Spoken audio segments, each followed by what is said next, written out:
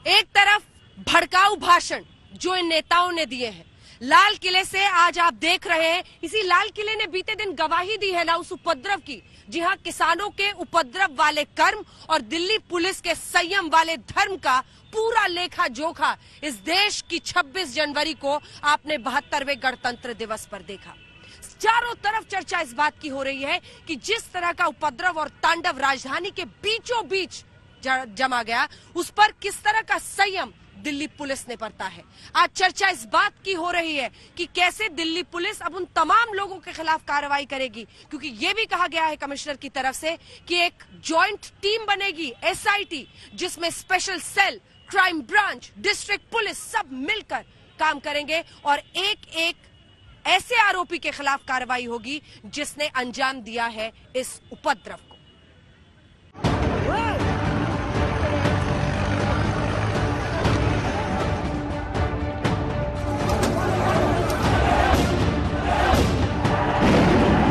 राजधानी दिल्ली से देश को धूमिल करने वाली घटना पर गृह मंत्रालय से लेकर दिल्ली पुलिस के हेडक्वार्टर तक हाई लेवल की मीटिंग हुई। पुलिस कमिश्नर की तरफ से गृह मंत्री को रिपोर्ट सौंपी गई, बड़े एक्शन का ऑर्डर हुआ और दिल्ली पुलिस ने किसान संगठनों के बड़े नेताओं के खिलाफ संगीन धाराओं में केस दर्ज किया, जबकि सैकड़ों उपद्रवियों, आंदोलनकारियों को हिरासत में लिया जा चुका है। अब तक 20 से ज्यादा एफआईआर दर्ज हुई और 3 दर्जन से ज्यादा बड़े किसान नेताओं के नाम हैं। उन नेताओं के नाम सुनिए जो इस आंदोलन का चेहरा हैं और नामजद हैं। दर्शन पाल, बीकेयू क्रांतिकारी दर्शन पाल ग्रुप। राकेश टिकैत, भारतीय किसान यूनियन। कुलवंत सिंह संधू, जमहूरी किसान सभा पंजाब। बूटा सिंह बुर्जगिल, भारतीय किसान सभा धकोंडा। गुरनाम सिंह चडूनी, भारतीय किसान यूनियन चडूनी।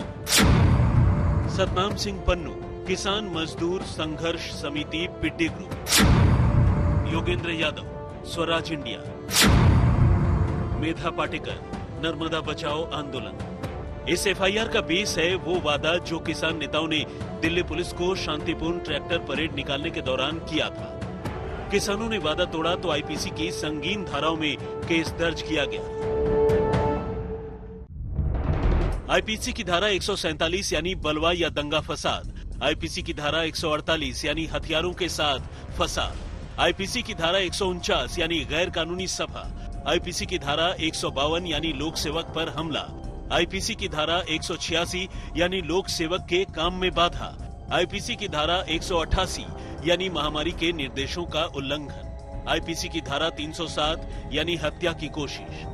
दिल्ली पुलिस की तरफ से ट्रैक्टर परेड की मंजूरी लेने वाले नेताओं पर संगीन इल्जाम लगाए गए हैं। पुलिस पूरे मामले को गहरी साजिश से जोड़कर देख रही है।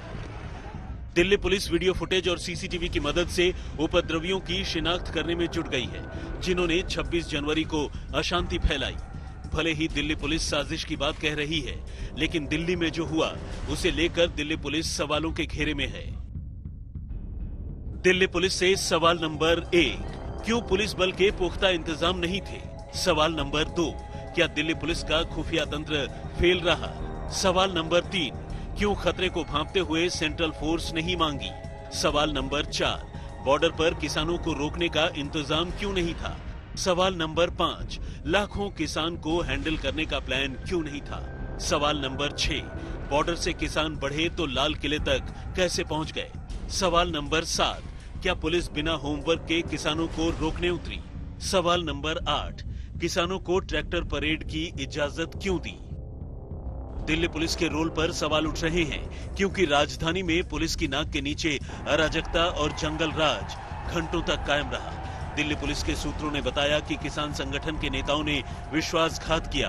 बॉर्डर पर उम्मीद से कहीं ज्यादा किसान एक साथ सुनियोजित साजिश के तहत अंदर दाखिल होने लगे और ऐसा मुमकिन इसलिए हुआ कि किसानों ने ट्रैक्टर को हथियार की तरह इस्तेमाल किया और कुछ किसानों के जहन में सनक सवार थी।